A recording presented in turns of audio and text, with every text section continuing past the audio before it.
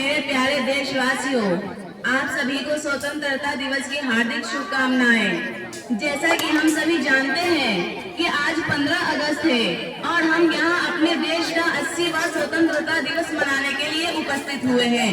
मित्रों, 15 अगस्त 1947 को हमारा देश ब्रिटिश शासन से आजाद हुआ था। इसे आजाद कराने के लिए अनगिनत स्वतंत्रता सेनानियों ने अपने प्राणों की आहुति दी थी।